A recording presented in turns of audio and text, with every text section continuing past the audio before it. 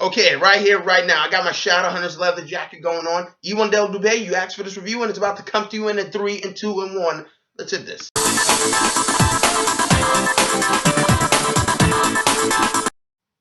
What is up, ladies and gentlemen, YouTube? That's right, I'm Chris Smith. Today I'm going to be talking about Mortal Entrance, the City of fucking Bones. That's right, so this was a suggestion review, and I like to please people that kind of add a suggestion. So if you have something else that you want me to review, great, if you're actually watching this. But here it is, the basic plot. You already know the basic plot. The girl, Clary, Shadowhunter World, you get that whole thing if you're watching this thing. So let me say some good things, some bad things about this shit, right? So some good things is, I actually thought some of the special effects were okay. I thought they were decent enough. And unfortunately, they do have some good actors in here that I actually am a fan of, like Lena Headey, Chi Pounder, and Jared Harris. Not really a fan of John Rhys Meyers, but that's okay. They have some good actors in here.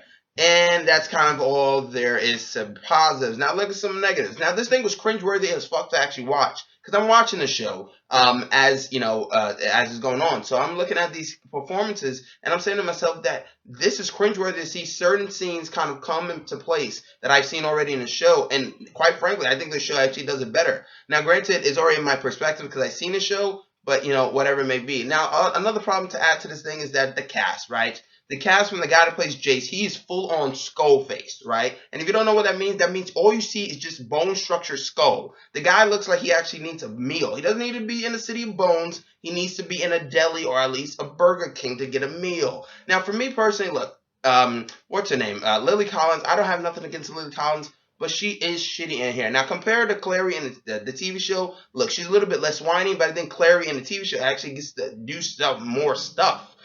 Compared to her in here. I'm sorry if I'm breaking down barriers here from somebody's. If you like the movie, great, but I'm just telling you how it is, right?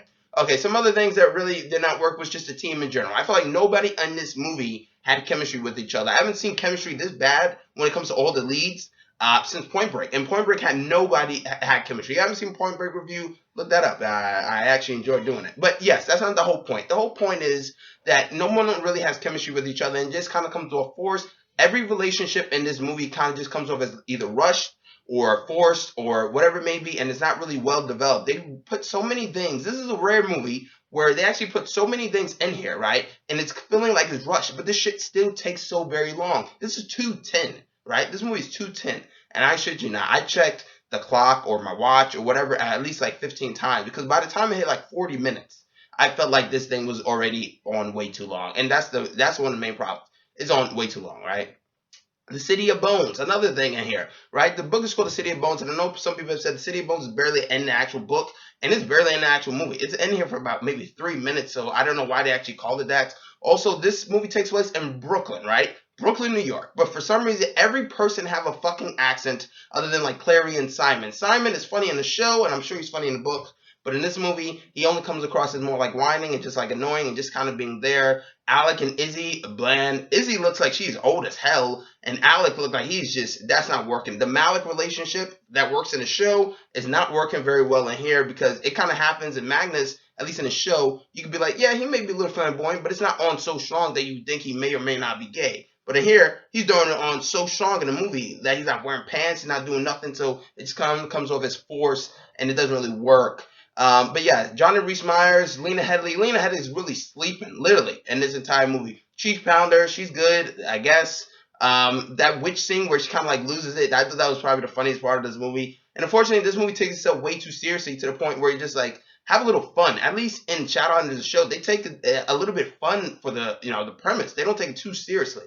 But unfortunately, that's where the main problem lies. The thing, like any reveals or any twists and turns that kind of happen here, they have no oomph to it. There's no depth to these characters. Everybody is just bland and boring, and then that just kind of leaves the movie with nothing. You ever had that movie experience where you just kind of like see a movie, you get up, the credits kind of roll, and you're just like, yep, that's it. And then you get up, and you almost have that walk of shame look, like you hope nobody actually sees you coming out of this.